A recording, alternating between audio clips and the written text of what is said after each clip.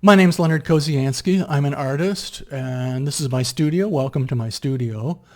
Today, I'd like to talk about sports art, because sports art raises some very interesting art issues which pervade all of art, but which are especially noticeable in sports art. Because when an artist is depicting a sport activity, an athletic activity, do they depict the sort of the photographic accuracy, the visual accuracy of the athlete, or do they try to depict the sort of the motion of the athlete, or what the athlete is going to do over time? Because athletics takes place over time, and so how do we express that movement, that motion, or that sense of competition? Also, there's another issue, which is the relationship between the spectators and the sport. And so, we have spectators that are watching the sport, and, they can be excited, and, they have expectations. When they come to watch this activity, they want their team to win. Well, what if it doesn't win? As a spectator, I have a special knowledge of what's going on. I can interpret the details of what I see. And it's my ability to interpret those details that makes what I'm watching so exciting. And you also have the team. The team comes to that athletic activity. They expect to win. They want to win. But what if they don't? What if they do? And how do we depict that? How do we depict those sort of different realities, or the tension between sort of the intentions of people and of athletes and then what actually happens? So we're going to talk about that today. So here, this is the first picture I want to talk about. This is called The Dugout by Norman Rockwell. And it was painted in 1948. And I think it's a really interesting paint. It's an illustration. It was for the Saturday Evening Post. I think it's a really interesting image because it depicts a baseball game by turning our backs on the baseball game. So we get a sense of what's going on out in the field by looking at what's happening in the dugout and the stands. So we can tell that the Chicago Cubs, they're losing because look at the dejected looks on the players' faces in the dugout. Look at the dejected look on the bat boy's face. And then look at the fans, how they're jeering and they're booing. And so that the between the fans and the players in the dugout, we know what's going on out in the field.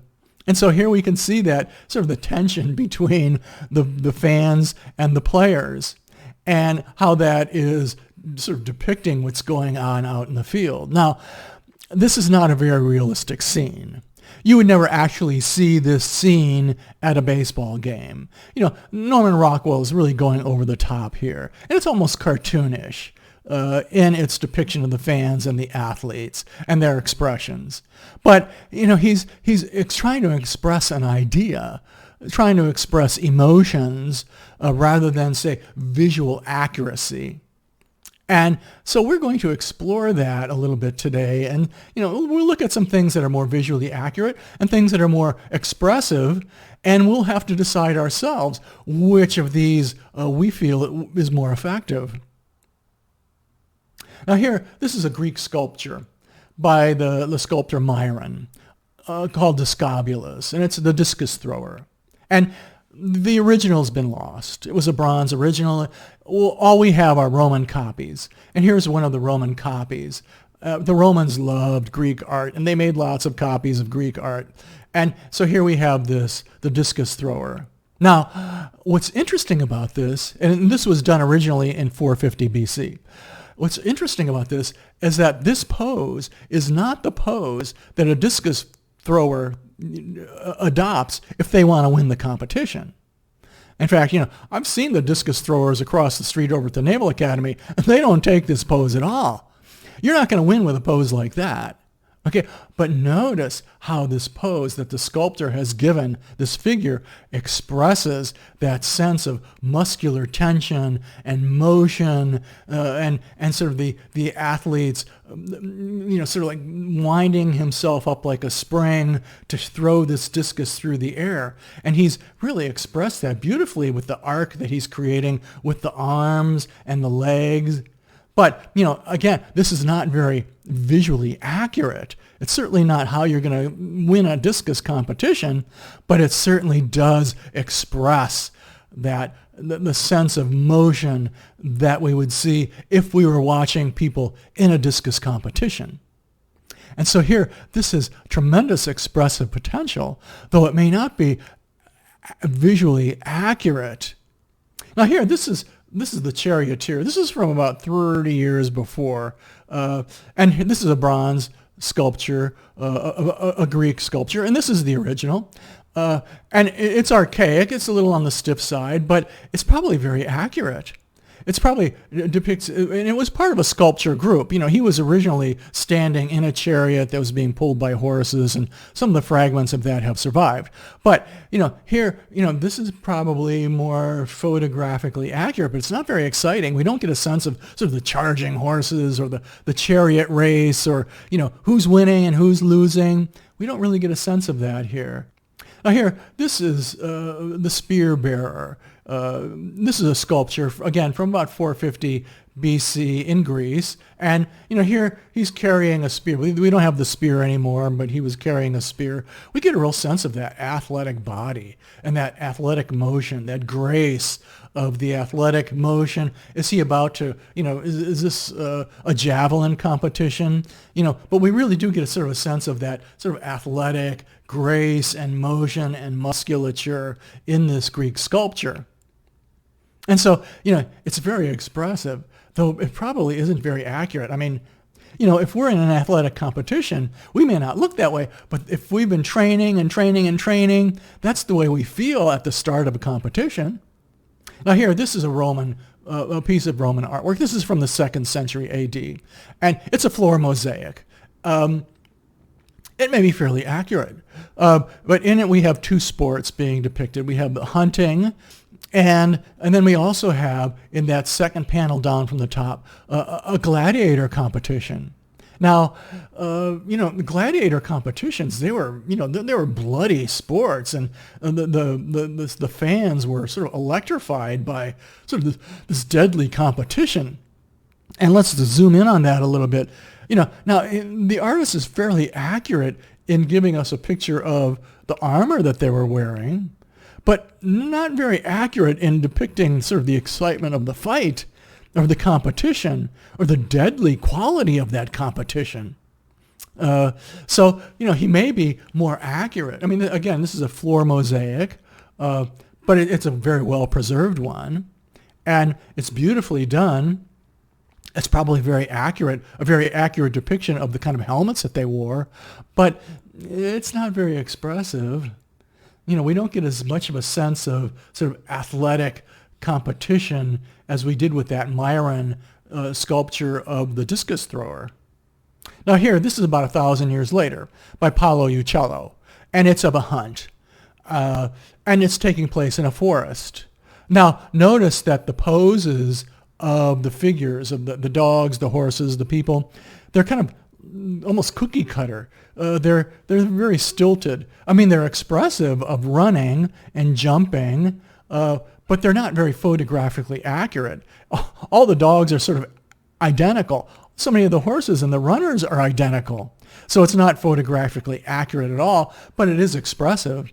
And he is expressing that deep space, the deep space of a forest, even though these don't look like very real trees. In fact, they look more like umbrellas than they look like trees. But he is creating that sense of space. So he is expressing this idea of the deep space that this hunt is taking place in. This is a drawing that he did at about the same time. And this was a very revolutionary drawing because he was able to depict something very accurately, very realistically, a chalice. Notice how dimensional, how three-dimensional that looks by comparison with, say, those Roman mosaics. And so what artists had discovered was if they used, there was this system of perspective. This, up until this time, the world was seen as sort of an evil place, a corrupt place, a place of temptation where you were supposed to avoid sin in order to prove that you were worthy of heaven. And so artists at this time in the Renaissance began looking at the world and they said, no, no, no, no, there's a real order here. It's not chaos. There's not only is there an order to the world, but there's a geometrically precise order. And so maybe this world isn't so chaotic after all. And maybe if we use reason, we can actually depict realistically this world around us. And so that was a major revolution in thinking, because then people said, well, if by using reason you can depict the visual appearance of things, well, what if we used reason and applied it to, say, medicine or sanitation or, other activities, farming? Could reason help bring order to those activities and improve the lives of people? And so this perspective system was not just something for artists, but it was indicative of a whole revolution of thinking that was taking place in Western civilization at that time. And here's a drawing by a famous drawing by Leonardo da Vinci in preparation for his painting for the Adoration of the Magi. Now, again, he's using this perspective system, creating this very rational space, which is a very convincing space, and we can really get a sense of the realism of that space. Okay, but this is a mathematic system that he's using. He's using reason to create this deep space. And here, a few hundred years later, this is the American artist Thomas Eakins painting a rowing race, a sculling race on the river going through Philadelphia. Now, at that time, this is the 1870s, rowing was a very exciting spectator sport. Lots of people would come and watch these races, and this is called the Bigland Brothers Rounding the Stake. This painting's in Cleveland, at the Cleveland Museum, and there, we can, if we look closely, we can see the spectators all lined up along the banks. And I'm right now, I'm talking to you, I'm right across the street from the Naval Academy and the Severn River, and on Saturday mornings, there are rowing races between the Naval Academy and other Ivy League schools, and they're very exciting to watch. The parents are all there, and, and it's an exciting sport to watch. It's very competitive, but notice in this painting where Eakins is using reason and realism and depicting this scene in a very accurate, rational, realistic way, capturing the visual appearance of this moment in time, it doesn't look very exciting at all. In fact, it looks kind of boring. And, but it's accurate. If we look closely at this painting by Thomas Eakins, we can see that not only is he accurate, but he's super accurate. He has even figured out the proper perspective of the hands and the oarlocks. Here, let's look. Notice how he's using that same perspective system to create a sense of space here. But it's not very exciting, especially if we compare it to this Norman Rockwell painting. Now here, this is not very accurate at all. We don't see people in the stands all acting that same way, and we never see the players being that dejected. Or they get fired if they acted dejected like that. They might get mad, but they're not going to be sitting around discouraged, okay? Or nobody's going to want to watch the game. And yet here, Norman Rockwell is sort of depicting sort of the emotional reality. He's expressing what the fans and the players are feeling as they're watching this game. And at the same time, he's depicting what's going on behind us. As we're viewing this scene, he's showing us what's happening out on the baseball field by the reaction of the fans and the players in the dugout. So it's a very expressive painting, if not very realistic. In fact, it's almost cartoonish in its lack of realism. And people have criticized Norman Rockwell for being, too sentimental, too cartoonish, and that's a valid criticism. But it certainly is very expressive. This is a painting by Thomas Eakins of a boxing match. And notice that the stands are full. Look at all those people up there in the stands. And this is in an arena. And so it's obviously a major boxing match. So there's a great sense of excitement about this match, but it's not a very exciting image at all. In fact, it looks kind of almost calm, almost kind of boring, but it's very realistically depicted. Notice that figure, that man sitting there at the table, recording things about the fight. He looks almost like just like an accountant that you would see at an office. And the player is the boxer is leaning back. It's obviously between rounds. His coach is fanning him. So it's, I'm sure, a very accurate, realistic depiction, and prospectively it's very accurate depiction of this fight. But we really don't get much of a sense of the excitement of boxing, of the sport of boxing, in this painting, especially by comparison with this George Bellows painting from about 50 years later. And notice how much of a sense of motion and action and tension and competition, we can sense those punches and the wrestling of the players and the fans that are cheering them on and watching. And, it's a very exciting painting. But it's not, in some senses, it's not very realistic at all. But if the artist's intention is to depict sort of the reality of boxing, then it's actually fairly accurate. Now, this was a big issue for another sport, horse racing. And here we have this painting by Theodore Géricault of the horses in this horse race. And that we really get a sense of the horses galloping along and the sense of motion and the speed of the horses. And if you've ever been to a horse race, those are big, huge horses and they're flying along. And there's a real great sense of this huge mass of muscle moving through space. It's very exciting to watch. But is it very accurate? If we look closely at this painting of horses running by Géricault and look at the legs of the horses, we'll notice that those legs are not very accurately positioned, especially if we were to compare those to photographs of horses running. Look at how the legs are all parallel, and it's almost like they're in a Superman flying through the air pose, which is very expressive of motion, but is not the way that horses actually look when they're running, as we'll see if we look at some photographs of horses running. Now here's a painting by Edgar Degas, and this is about 50 years later. And the Impressionists, he was an Impressionist, a French Impressionist, and he's trying to, the Impressionists wanted to be very truthful in their paintings, in their depictions of the world and how we saw the world. And so here is Degas, and he's depicting horses, a horse race, the way horses actually do look. And people would look at Degas' horse race paintings and they say, well, it's not very exciting. And in fact, it's kind of boring. And it's kind of stiff. Are you sure that's accurate? And he would say, absolutely. Because at the time, there were photographers who were beginning to photograph horses running. And here is this series of photographs by Edward Maybridge, where he's captured the pose of the horse as it's running along. He actually had a whole series of cameras on this track, and they would be fired one after another to depict each of the slices of motion as these figures, horses, animals ran along. And so it's very accurate.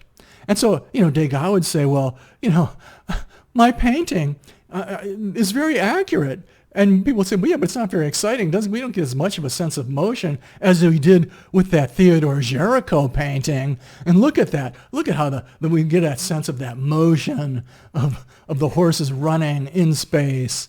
Okay?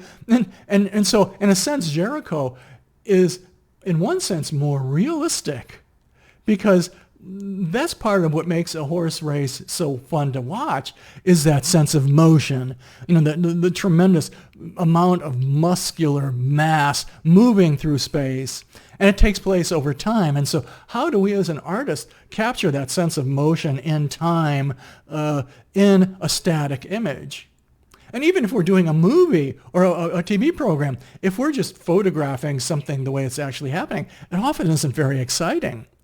It isn't until it's edited and the movie maker, the television producer, or the artist is able to express that sense that we feel when we're watching this and when we are emotionally connected to that activity as viewers or as participants. Here again, that bellows. Look at that sense of fighting, and if we are in a fight, this is how we would feel. And so in a sense, it's very accurate in its depiction of the way the fighters feel as they're battling one another in this competition. But is it really realistic? Especially, if we compare it to that Thomas Eakins. And, that's very realistic. In one sense, it's getting the appearance of this one moment in time.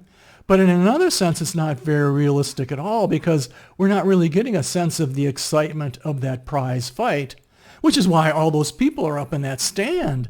They're there to watch that exciting moment, that exciting the combat between these two people. But Eakins isn't giving us that at all.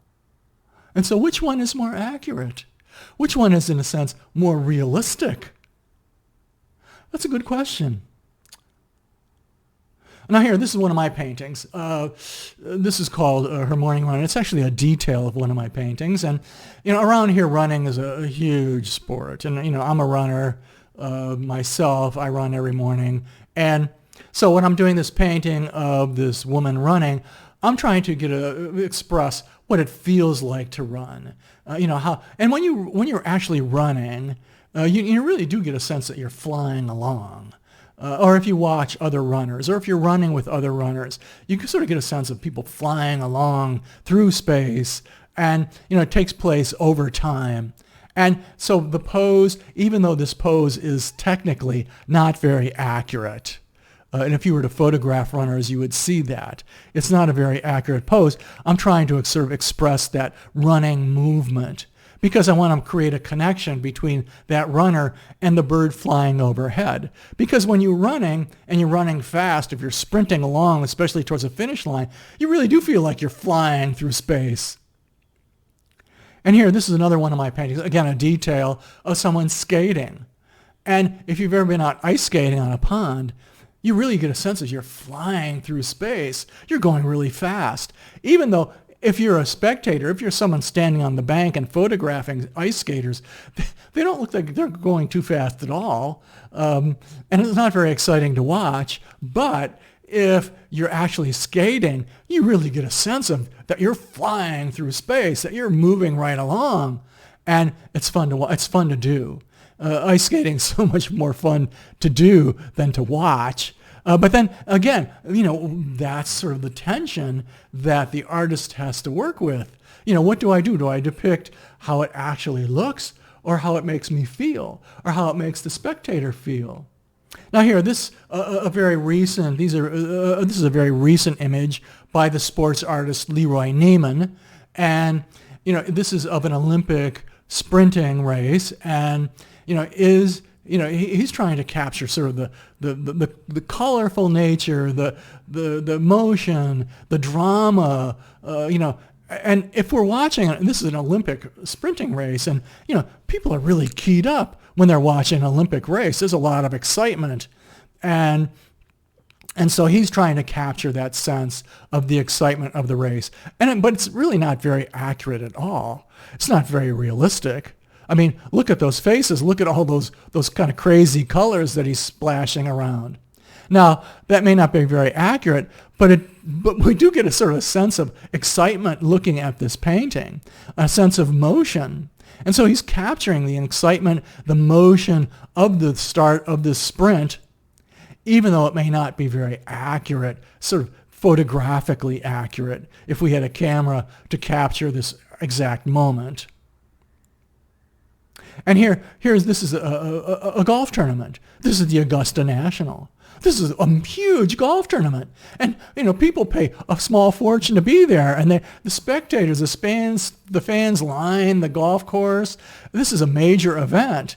But if you've ever sat and watched people golf, it's not very exciting. Now, if you're participating in golf, it is, especially if you're competing with someone else and you're very close. It's very exciting. But if you're there watching, if you're photographing it, it's not very exciting at all.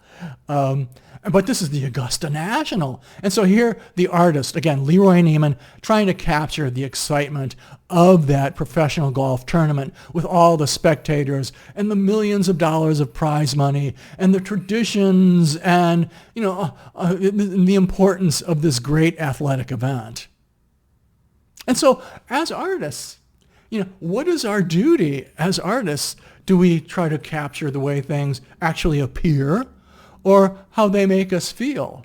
Do we express our participation, how they make us feel as athletes, or how they make us feel as spectators? Or do I try to depict what I actually see?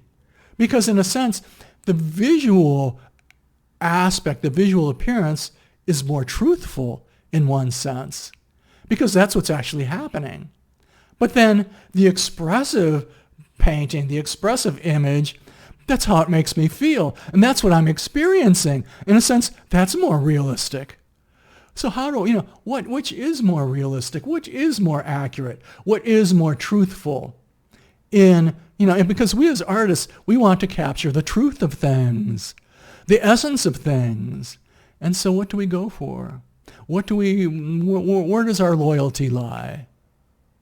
Well, thank you for watching this video. And if you wouldn't mind, leave a comment. I read all the comments. I try to answer all the comments. Like the video, pass it along to others. But thanks for watching. If you like this video, be sure to subscribe, like, and share. And don't forget to ring the bell.